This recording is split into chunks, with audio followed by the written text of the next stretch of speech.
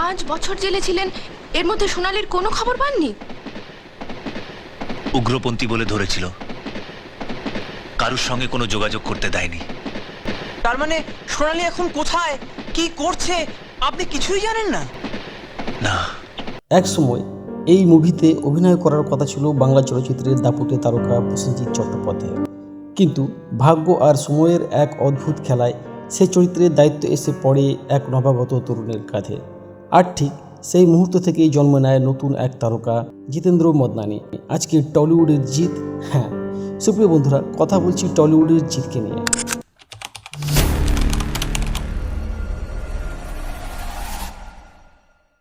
জিতেন্দ্র মদনানি থেকে জিত হয়ে ওঠার গল্পটা খুব সহজ ছিল না তার কাছে। কতটা লড়াই, কতটা স্ট্রাগল আর কতটা পরিশ্রম করে আজকের এই জায়গায় পৌঁছেছেন তিনি।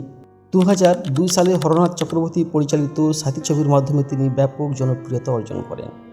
এই সিনেমাটি টানা 25 সপ্তাহ ধরে হাউসফুল অবস্থায় ছিল। বলা যায় বাংলা বাণিজ্যিক সিনেমার এটি একটি বড় রেকর্ড তৈরি করেছিল। ভাইজাগ থেকে বিজয় কিন্তু আপনার কাছেই ফিরে আসছিল। কি? হ্যাঁ, বিজয় আমাকে খুঁজতে এসেছে। আমার বিজয় কোথায়? জানি না কোথায় আছো তুমি, কত দূরে। এই সিনেমায় তাকে পাকাপাকিভাবে জায়গা করে দেয় বাংলার টলিউডে। সাথী সিনেমার সাফল্য হঠাৎ করে আসেনি। এর আগে জিতের জীবনে ছিল এক দীর্ঘ অপেক্ষার সময়। অভিনয়ের স্বপ্ন নিয়ে তিনি প্রথমে কাজ করেন মডেলিং এবং ছোটোখাটো প্রজেক্টে। অগুন্তি অডিশন, বহুবার রিজেকশন, সব কিছুই ছিল তার জীবনে। এমনকি বাংলা ইন্ডাস্ট্রিতে পাকাপাকি জায়গা না পেয়ে তিনি কাজ করেন তেলেগু সিনেমায়, যেখানে ভাষা, পরিবেশ সব কিছুই ছিল নতুন। 30শে নভেম্বর 1978 সালে কলকাতায় জন্মগ্রহণ করে জিতেন্দ্র মদনানি। বাবা ছিলেন মিথু দাস মদনানি ও মা সারদা দেবী মদনানি। তিনি কলকাতার সেন্ট জোসেফ ম্যারিস স্কুল এবং ন্যাশনাল হাই স্কুল হাজারা রোড থেকে পড়াশোনা করেন এবং ভবানীপুর এডুকেশন সোসাইটি কলেজ থেকে স্নাতক হন। তার অভিনয়ে আগমন মডেলিং এবং টেলিভিশনের মধ্যে দিয়ে। অভিনেতা জিৎ মডেলিং ও অভিনয়ে আসার ঠিক আগে দক্ষিণ কলকাতায় কেবল টিভি অপারেটর হিসেবে কাজ করতেন এবং নিজের ব্যবসা সামলাত। পরবর্তীতে বিভিন্ন টিভি ধারাবাহিকে কাজ করতে শুরু করেন।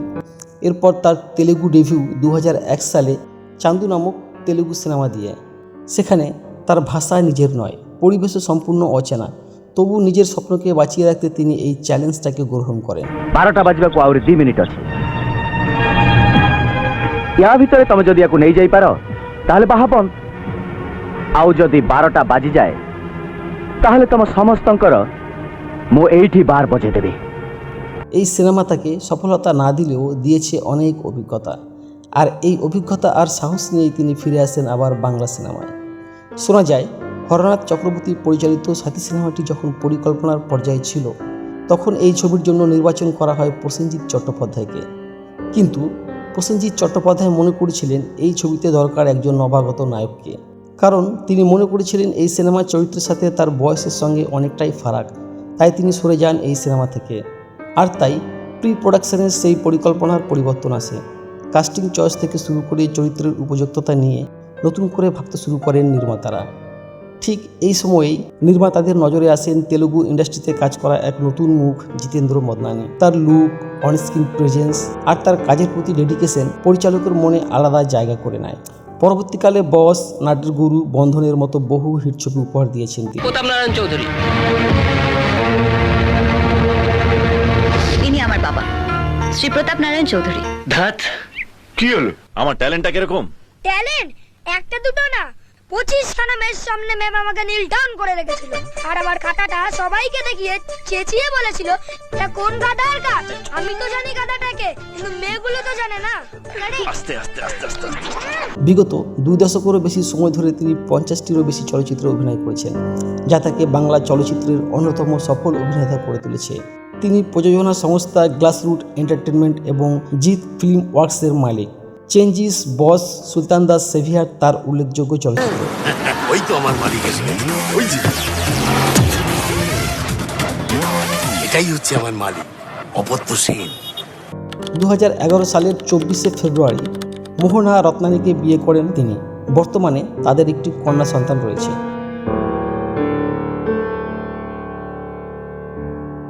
বাংলা সিনেমার জনপ্রিয় অভিনেতা জিৎ তার কর্মজীবনে অসংখ্য পুরস্কার পেয়েছেন, যার মধ্যে সেরা অভিনেতার জন্য আনন্দলোক পুরস্কার, 2003-এ ফিল্মফেয়ার অ্যাওয়ার্ডস এবং 2014-তে পেয়েছে অন্যতম।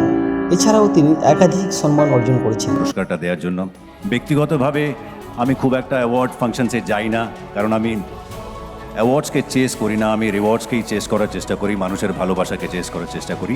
সো বন্ধুরা, অভিনেতা জিৎকে নিয়ে আরও অনেক অজানা গল্প শুনবো আমরা পরবর্তী কোনো ভিডিওতে।